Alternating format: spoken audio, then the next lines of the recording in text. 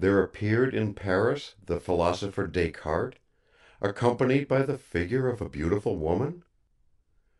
She moved, spoke, and seemed life itself. But Descartes declared she was an automaton, a masterpiece of mechanism he himself had made. Yet many refused to believe his story, declaring he had by sorcery compelled a spirit to serve him in this form. He called her Francina, his daughter. And the truth? I have told you all the record tells.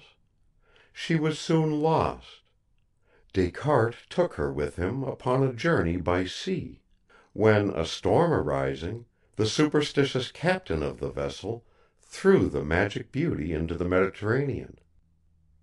Thank you. But are you fairy or automaton?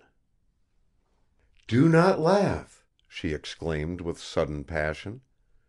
You know I would say that I have no part in the world of men and women. Not through me shall the ancient dread seize a new life. A little time now, then the doors will close upon me as the sea closed over Francina. I will not take with me the memory of a wrong done to you. I shall never come to this house after tonight. If you would give me a happiness, promise me you will leave too." I had known we should come to this point. After a moment I spoke as quietly as I could. "Tell me your name." She had not expected that question. I think she might have withheld the answer, given time to reflect. But as it was, she replied docilely as a bidden child. "Desire Michell." The name fell quaintly on both hearing and fancy, with a rustle of early New England tradition. Desire! I repeated it inwardly with satisfaction before I answered her. "Thank you. Now I, Roger Locke, do promise you, Desire Michell, that I will not leave this house until these matters are plainer to my understanding, whether you go or stay. But if you go and come no more, then I surely shall stay until I find a way to trace you or until the thing kills me." "No!" "Yes." There was a pause. Then, to my utter dismay, I heard her sobbing through the dark. "Why do you tempt me?" she reproached. "Is it not hard enough my duty? For me it is such pleasure to be here, to leave for a while the loneliness and chill of my narrow place. But you, so rich in all things, free and happy, how should it matter to you if a voice in the dark speaks or is silent? Let me go." Wonder and exulting sense of power filled me. "I can keep you, then?" I asked. "I am so weak." "Desire Michell, I am as alone as you can be, in my real life. I have gone apart from much that occupies men and women, gaining and losing in different ways. One of the gains is freedom to dispose of myself without grief or loss to anyone except the perfunctory regret of friends. Will you believe there is no risk that I would not take for a few hours with you? Even with your voice in the dark? Come to me as you can. Let us take what time we may, and the chances be mine." "But that is folly. You do not know. To protect you, I must go." "I refuse the protection. Stay. If there is sorrow in knowing you, I accept it. I understand nothing. I only beg you not to turn me back to the commonplace emptiness of life before I found you. Indeed, I will not be sent away." "If I yield, you will reproach me some day." "Never." "It could only be like this, that we should speak a few times before the gates close upon me." "What gates?" "I cannot tell you." "Very well." I took what the moment would grant me. "That is a bargain.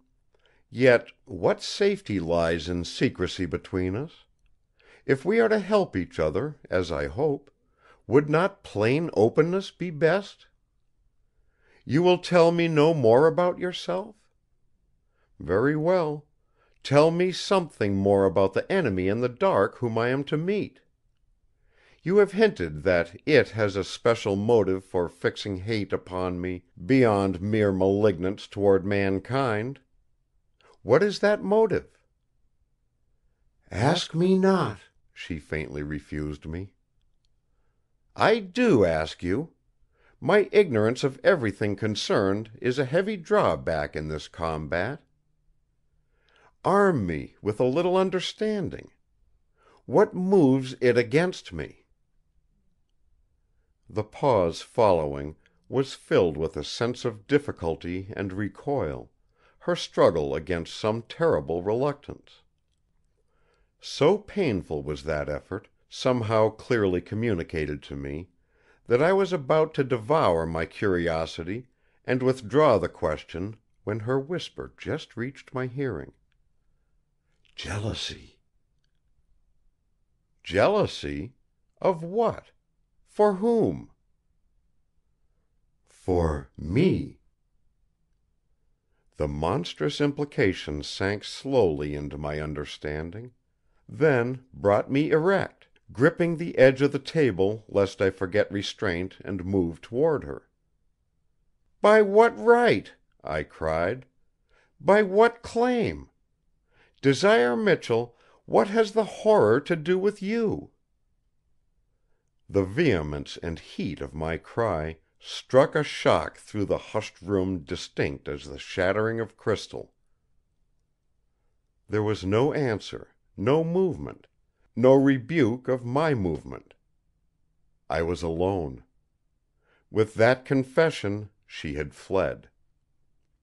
My cry had been louder than I knew. Presently I heard a door open. Steps sounded along the hall from the rooms on the opposite side of the house. Someone knocked hesitatingly. "Are you all right, Mr. Locke?" Vere's voice came through the panels. I crossed to the door and opened it. He stood at the threshold, an electric torch in his hand. "We thought you called," he apologized. "I thought maybe you were sick, or wanted something, and no light showed around your door." I found the wall switch and turned on the lamps. As on the last occasion, she had switched the lights off there, beyond my reach unless I broke my promise not to move about the room while she remained my guest. "Come in," I invited him. "Much obliged to you and Phillida for looking me up. I had been working late and dropped asleep in my chair, with a nightmare as the result." It was pleasant to have his normal presence, prosaic in bathrobe and pajamas, in my cheerfully lighted room. His dark eyes glanced toward the music-scrawled papers scattered about, then returned to meet my eyes smilingly.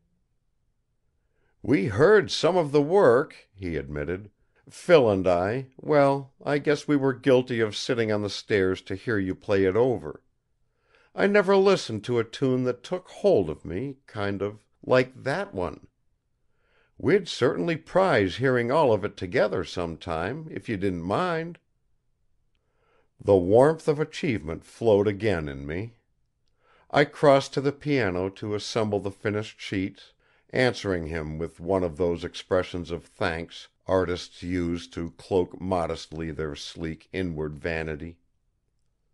I was really grateful for this first criticism that soothed me back to the reality of my own world. Across the top of the uppermost sheet of music, in small, square script, quaint as the pomander, was written a quotation strange to me: "We walk upon the shadows of hills across a